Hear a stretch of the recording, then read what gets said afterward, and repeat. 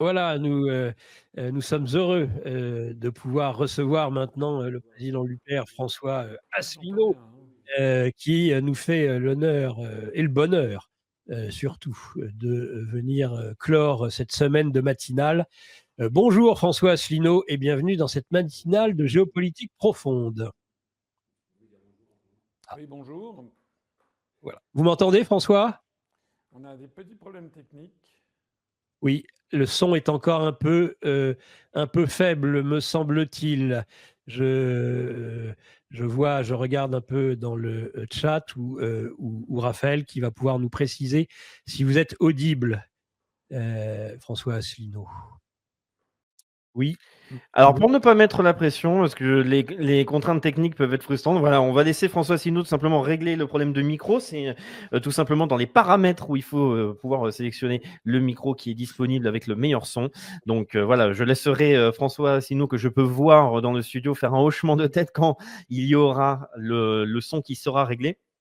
Peut-être, Nicolas, peux-tu tout simplement voilà, faire un rappel de la situation, en tout cas des sujets que tu vas développer avec François Asselineau, sachant qu'il y a beaucoup de thèmes à aborder, que ce soit sur le plan national, avec évidemment la politique intérieure et la situation avec notre nouveau Premier ministre qui va être nommé incessamment sous peu, mais aussi les enjeux de la démocratie européenne, ou plutôt de la démocratie occidentale qui est en déclin ou en phase terminale. Exactement. Il y a 2 sujets sur lesquels François Asselineau, depuis le début, au moins, a été très clair et se réalise exactement, ce qu'il craint, ce qu'il craignait, François Asselineau et il avait d'ailleurs proposé des solutions, à cela. Je pourrais être présent pour des raisons personnelles jusqu'à 10 heures et Raphaël, tu pourras, tu achèveras l'échange avec François Asselineau. Mais moi, c'est 2 points sur lesquels, je trouve que, Asselineau a vraiment eu finalement, ce qu'il dit depuis de très nombreuses années se réalise. C'est d'abord sur le cas Macron, le côté quand même inquiétant du personnage et la demande récurrente de François Asselineau de le destituer. Et puis, plus généralement, comme beaucoup de gaullistes et souverainistes, il avait pointé du doigt le fait qu'en portant atteinte à la souveraineté, on porterait atteinte finalement à la démocratie telle que nous l'avons connue et de nombreux cas, dont le cas de la Roumanie, mais aussi de la Géorgie, mais en tout cas la Roumanie est flagrant, montre que justement ce qui se passe marque peut-être la fin de la démocratie libérale occidentale telle que nous avions pu la connaître dans un court période de temps, laps de temps en Europe tout du moins. Je vois que François Asselineau est peut-être à nouveau présent, quoique son image Alors se il est présent, fige. mais voilà, donc on va encore attendre un petit peu. Je pense que c'est l'affaire d'une minute ou deux, le temps de régler les contraintes techniques, hein.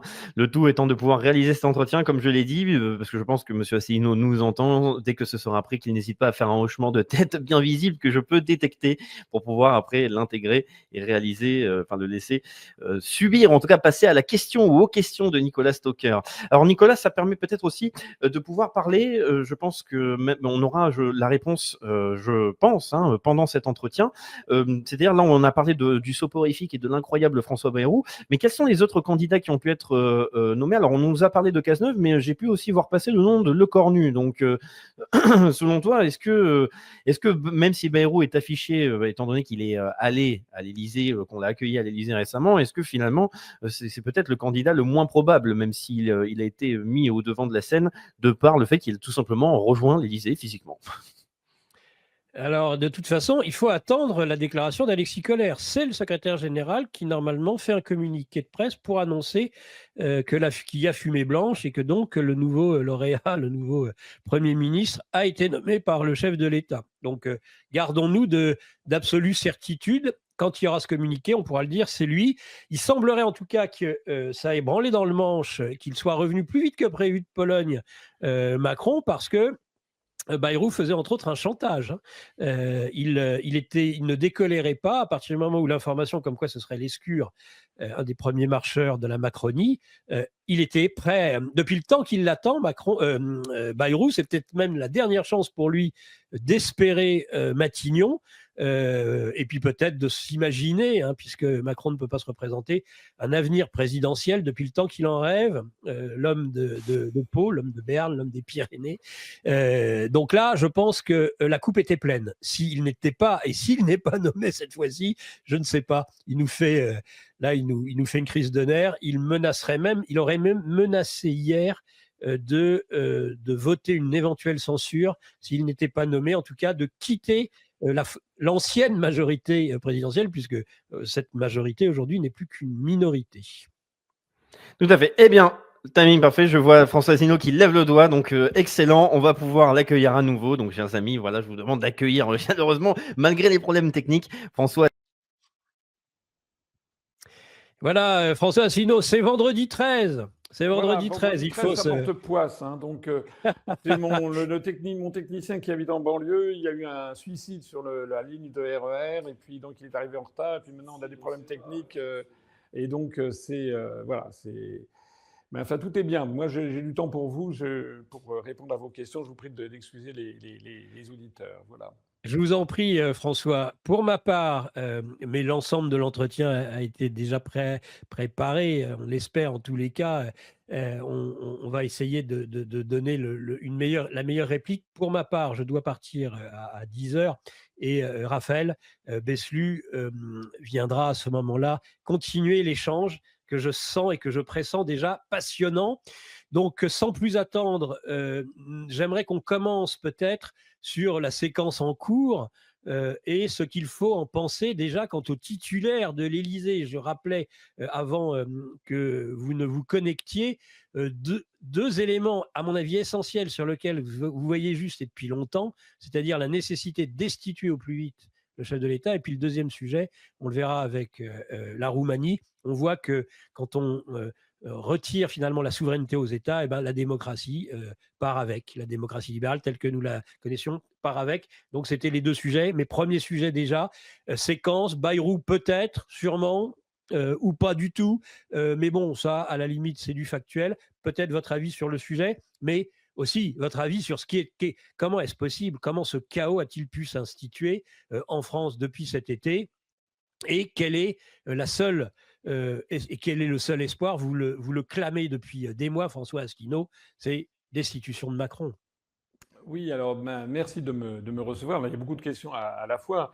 S'agissant de Macron, bon, je suis parmi. Vous savez, il y a quelqu'un qui l'avait diagnostiqué encore beaucoup plus tôt que moi. C'était ce fameux psychiatre italien dont l'intervention a beaucoup circulé sur Internet, qui, avant même l'élection de 2017, avant même qu'il soit élu, que Macron soit élu, ce psychiatre italien avait fait un diagnostic du personnage qu'il est absolument fascinant de réécouter maintenant, tellement il était juste. Voilà. Le problème de Macron, c'est que c'est un psychopathe, c'est quelqu'un d'extraordinairement narcissique, c'est quelqu'un qui est finalement qui n'a aucune conviction, c'est quelqu'un qui, d'une certaine façon, est un monstre froid. C'est quelqu'un qui s'écoute beaucoup parler. C'est quelqu'un qui n'est pas très intelligent, contrairement à la légende qu'on avait bâtie de lui. Il n'a pas beaucoup d'intelligence politique. La meilleure preuve. Solution. Coupure. S'il avait une majorité, il fallait au moins qu'il attende la fin des Jeux Olympiques, parce que ça lui aurait redonné une certaine popularité. Donc c'est quelqu'un qui aime être à la place où il est. Il aime emmerder les Français. C'est pas moi qui le dis, c'est lui-même qui l'avait dit. Hein. Et donc l'idée qu'il puisse démissionner, ça c'est une idée ce sont des gens qui se sont mis ça dans la tête, mais qui ne reposent sur rien. Je suis absolument certain que Macron ne démissionnera pas, sauf s'il y était contraint par des forces extérieures et qui vraiment pointaient le pouce vers le bas. Donc dans ces conditions, il va rester jusqu'au bout parce que ça lui assure d'abord une immunité judiciaire, ça lui assure aussi le plaisir de jouer les Jupiters, les maîtres des horloges. Là, en ce moment, il a pris beaucoup de plaisir encore pendant une semaine à tergiverser pour choisir son Premier ministre. Voilà. Donc, on a quand même appris quelque chose qui est important. Il l'a dit, alors vous me direz, il peut toujours changer d'avis, mais c'est quand même important qu'il a bien acté l'idée qu'il ne serait plus président après 2027. Je le dis parce qu'il y a une rumeur, une espèce de rumeur urbaine qui circule, comme quoi Macron pourrait se représenter nonobstant le texte de la Constitution qui interdit qu'il y ait plus de 2 mandats. Mais il est vrai que ce texte, qui n'existait pas dans la version d'origine de la Constitution, a été modifié sous Sarkozy et qu'il est d'un flou regrettable. Voilà. Donc nul ne peut faire plus de 2 mandats, mais la question de savoir est-ce que ces 2 mandats commencés ou est-ce que ce sont 2 mandats achevés. Donc il y a des gens qui disent en fait il faudrait s'il n'achève pas son 2e mandat et s'il démissionne, il pourrait se représenter. Personnellement, je n'ai pas du tout cette lecture de la Constitution, même si le texte en effet est flou, parce que ça reviendra en fait à annuler la disposition. Il suffirait que n'importe quel président, à la fin du 2e mandat, démissionne quelques semaines avant, et puis hop, il pourrait se représenter une 3e fois, la même chose à la fin du 3e mandat, etc. En attendant, donc, une chose est certaine, c'est qu'au pire, on a Macron jusqu'en mai 2027. Alors, ça, c'est pour ce qui concerne la solution. Il n'y a qu'une seule possibilité, c'est de le destituer.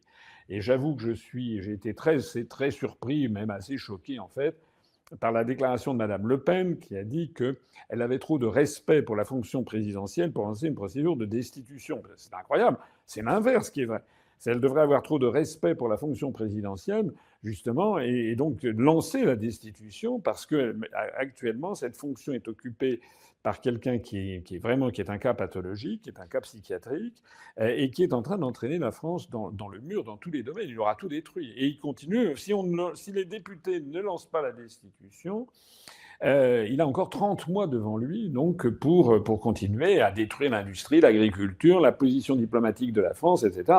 J'ai vu d'ailleurs que circulait, par exemple, c'est un détail, mais pas tout à fait, circulait le nom de la reconduction de Jean-Noël Barrot aux affaires étrangères. Si c'est vrai, c'est incroyable. Jean-Noël Barrot, c'est une calamité absolue. C'est comme Attila, là où il passe, l'herbe ne repousse plus. Vous avez vu qu'il est allé en Afrique.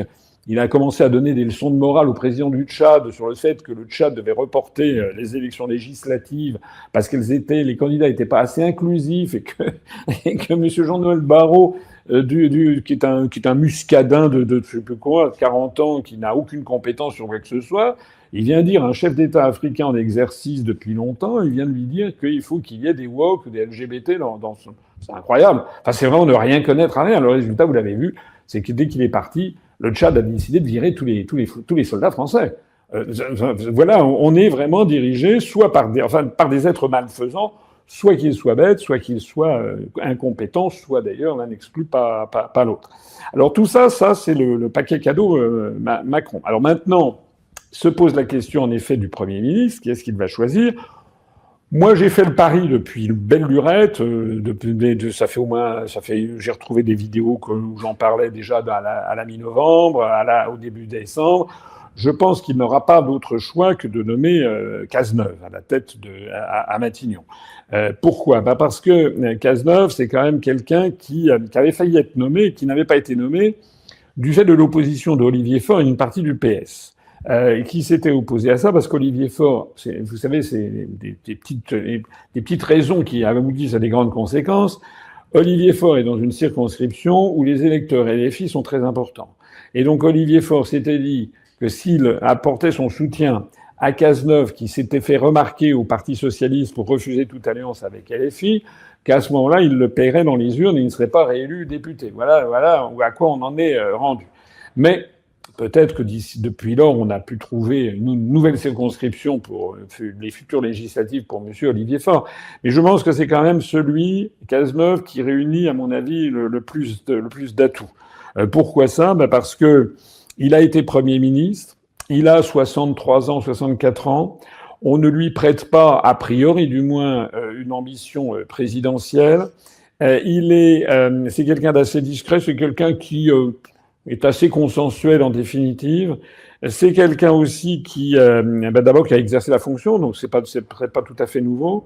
Et c'est quelqu'un qui pourrait rallier à lui des gens allant de LR, depuis Vauquier jusqu'au Parti socialiste. Alors c'est de ça qu'il s'agit pour Macron. Il s'agit d'avoir une majorité de cette nature. En plus, ça donnerait l'impression à l'opinion publique que c'est quand même un Premier ministre qui lui est un peu imposé. Parce que le problème de Macron, c'est qu'il veut en fait tout faire pour annuler le résultat des élections. législatives. Il veut tout faire pour, à partir de l'Assemblée nationale et de la composition de l'Assemblée nationale qu'il a obtenue, essayer de poursuivre par tous les moyens la politique antérieure. Et il est d'ailleurs tenu, puisqu'en définitive, c'est, vous savez, mon analyse, c'est une marionnette. D'ailleurs, ces histoires de budget, ça me fait sourire amèrement quand je vois qu'il y a ce débat sur les budgets. Je vous rappelle que les grandes lignes budgétaires ont déjà été approuvées par Bruxelles. Hein. C'est quand même extraordinaire. Les Français ne le savent pas, mais les grandes lignes ont déjà été approuvées parce que ça ne pouvait pas tarder à Bruxelles. Donc, Macron veut tout faire, non pas pour respecter le choix des Français, mais pour essayer de se maintenir et de maintenir la politique, quoi qu'il en coûte, avec des artifices dignes de la 4e République. C'est d'ailleurs pour ça qu'il est en train de transformer la 5e République en 4e République. Hein, vous savez que là, le prochain Premier ministre qui va être nommé sans doute aujourd'hui, ça sera quand même le 4e Premier ministre de cette année. Hein, donc c'est du jamais vu depuis la 4e. Je ne sais même pas si sous la 4e République, on a eu une telle... parce qu'on a eu depuis... la 4e peut-être, oui. Je ne sais même pas s'il y a eu 4 présidents du Conseil en un an, je ne sais pas. En tout cas, nous, on a commencé l'année 2024 avec Madame Borne, on a poursuivi avec Monsieur Attal, après ça a été Monsieur Barnier, et maintenant ça va être on ne sait pas qui. Alors, il y a Bayrou, effectivement, il y a toute une série de prétendants. Si j'ai bien compris, Macron avait décidé de nommer Lescure, ministre de l'Industrie, qui est un marcheur de la première heure, mais enfin, je sais pas. Il faut être un peu fou, à mon avis, pour prétendre nommer quelqu'un qui est un fidèle macroniste, alors que Macron a été horriblement désavoué dans les urnes. Ça, c'est de la provocation, en fait. Donc, je pense qu'il est hors sol. Et là, ce qui s'est passé, c'est que c'est ça qu'il avait à l'esprit. D'ailleurs, Alexis Kohler, le secrétaire général de l'Élysée, avait laissé entendre hier en début d'après-midi que ce serait bien Roland Lescure. Et à ce moment-là, vous avez vu, les Républicains, avec Wauquiez à la tête, ont dit que c'était inacceptable. Voilà, parce que je suppose que Laurent Wauquiez, qui a les dents qui rayent le parquet, comme beaucoup de tous ces gens, le parquet pour pas faire grand-chose, si ce n'est que d'avoir le poste et avec les avantages qui vont avec. Mais Laurent Wauquiez, probablement, a dû se dire que s'il y avait Roland Lescure, ce serait un nouveau candidat, éventuellement, un nouveau concurrent pour l'Élysée. Donc LR a fait savoir que ce serait un chiffon rouge et qu'il n'accepterait pas. C'est pour ça, je pense, que Macron, qui était à Varsovie, qui devait aller voir le musée de l'insurrection de Varsovie, a dit à ses hôtes qu'il était obligé de rentrer d'Arda, parce que d'abord, il n'a peut-être pas été très satisfait, Macron, que Alexis Kohler ait balancé le nom, ou alors il l'avait fait à dessein pour lancer un ballon d'essai pour voir comment réagiraient les autres. Et quand il a vu que LR a dit que ce serait la censure, ce qu'avait d'ailleurs dit aussi le RN, mezza voce, le RN avait fait savoir que le RN voterait immédiatement la censure de Roland Lescure, qui vient de la gauche, qui est un macroniste, enfin qui appartient toujours au même milieu, c'est le frère de Pierre Lescure, enfin tout ça c'est ce petit entre-soi parisien avec tous ces réseaux qu'il y a derrière. Donc je pense que Macron, il s'est dit, il faut qu'il rentre d'Arda parce que sa surprise s'est effondrée. Voilà. Donc il y a les gens, les médias parlent beaucoup de Bayrou. Personnellement, je ne crois pas trop à Bayrou. Il est avec le chef de l'État depuis plus d'une heure. Ça semble quand même se préciser. C'est possible, mais c'est possible aussi parce que je rappelle que le Parti socialiste a fait savoir qu'il ne voulait pas de Bayrou. En fait, le problème, si vous voulez, c'est que, passez-moi un mauvais jeu de mots, mais c'est un petit peu la politique française maintenant, on pourrait résumer ça en castration et castorisation. Castration, c'est-à-dire qu'on a des responsables qui n'ont plus de pouvoir, en fait. Hein. On a des eunuques de la politique, parce que tout est décidé à Bruxelles, et décidé par l'OTAN, à Washington, à Bruxelles pour la Commission européenne et à Francfort pour ce qui concerne la monnaie, les taux d'intérêt, etc. Donc, en fait, on a des espèces de vibrions qui veulent les places, mais dont, en fait, ils n'ont pas de pouvoir. On l'a vu ô combien, par exemple, personne, à part moi, je crois, a souligné ce truc incroyable, c'est que le monde agricole est sens dessus-dessous à cause de l'affaire du Mercosur. On n'a absolument jamais entendu... On a un ministre de l'Agriculture qui est une femme, qui est Madame Genevard. On ne l'a jamais entendue. Voilà. Elle n'existe plus. Le seul La seule citation qu'on garde d'elle en 3 mois, la seule chose que Madame Genevard a dit en 3 mois, c'est qu'elle s'était salopée ses escarpins Gucci quand elle était allée dans une ferme 5 jours après avoir été nommée. Vous vous rappelez? Elle était allée dans une ferme avec des escarpins Gucci à je sais pas quoi, 500 € la paire de chaussures. Et elle était là, elle était furax parce qu'il y avait de la pluie et de la gadoue. Alors, ça avait été rapporté par le Canard enchaîné. Toute la presse en avait fait des gorges chaudes. Mais c'est la seule intervention de la ministre de l'Agriculture. En fait, elle ne pèse rien, cette femme. Déjà, le président de la République ne pèse rien. Elle voulait, François Asselineau, être ministre de l'Éducation nationale. Bon, Voilà. On lui a dit finalement, ce ne sera pas les élèves, il faudra juste taper le cul des vaches. Belle de Morteau. Oui, on lui avait préféré Madame Genetet, c'est presque la même Madame chose. Genetet. Voilà. Genetet, vous savez, elle s'était rendue célèbre parce que c'était une femme d'expatriés un petit peu désœuvrée qui était à Singapour et qui donnait des leçons à la communauté des Français expatriés, comment choisir sa domestique, en ne lui donnant surtout pas trop d'avantages en nature. Il fallait quand même bien les tenir, pas leur donner trop d'argent, etc. C'est Madame Genetet. Bon, je reviens à mon propos. Donc, François, juste pour vous dire, je vais vous laisser. Le menu est copieux.